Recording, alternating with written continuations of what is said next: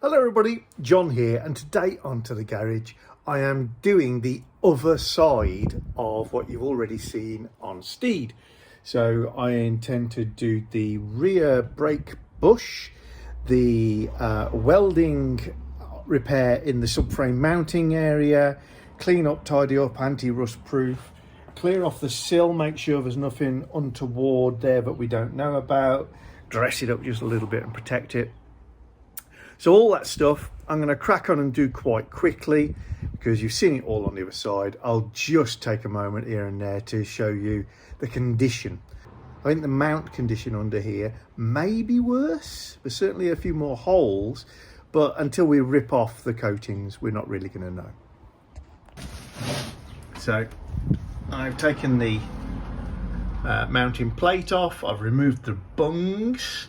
There's a lot more general rust in that area. The holes aren't as eroded, but as you can see we've got some missing material around that captive nut, so it's a slightly different challenge. That area looks a little dirtier and that area there looks a little dirtier than on the other side. I don't think they're going to be very different, but anyway, we're going to crack on. Can't film everything because I'm using my phone. I shan't be destroying that.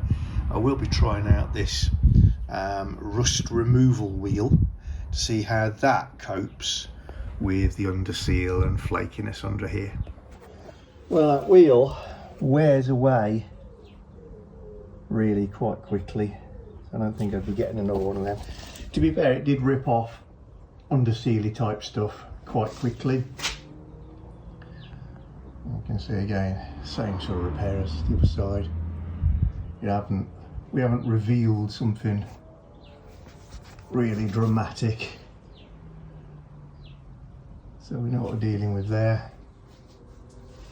Under here, still working on it. Still trying to get through all the scabs and crust to get back to real metal. So I'm going to switch over to wire brush on there and maybe a flat wheel and come back to you a little bit later again. It does appear a little worse, but definitely fixable. There's plenty of good metal still there. So I think what I'm going to do is again take out a couple of spot welds around here, here, and then design a cut, something like this. But as with last time, it'll kind of be exploratory. Cut it away, lever off some of the old metal and keep moving back till we find something sound. So come back to you again soon. So I've decided that this is my first cut.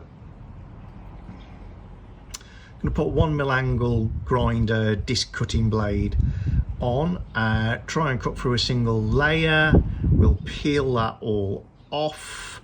There is a little bit more damage back here, but this hole I need to keep the position relative to this one, and there's one under there, correct. So I'll either do something clever with the patch or a separate piece to do that. This is, or appears to be, all sound. Okay, a couple of hours later, and that's the situation. So reasonably happy.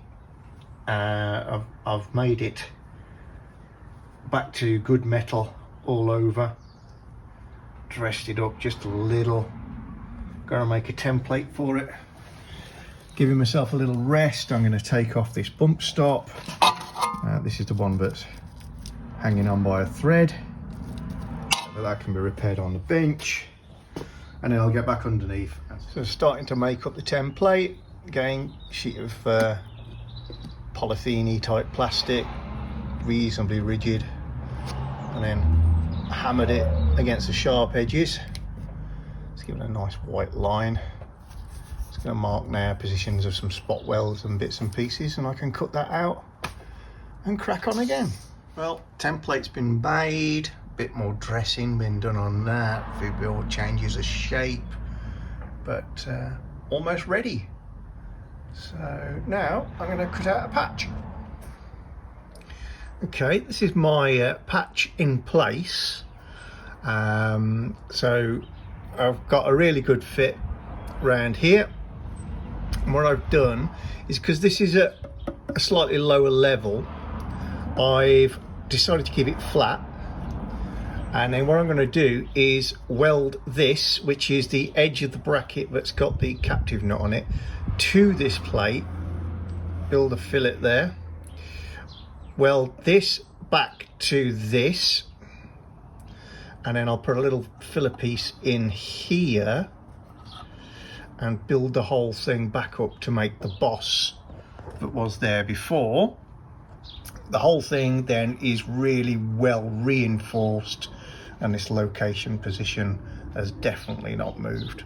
Quite pleased with that. So other than drilling a couple of holes for spot welds, what I can do is tack this into position and start doing the welding. I'm not going to video the welding this time because you know what happened to my cameras last time, and I'm using my phone for this.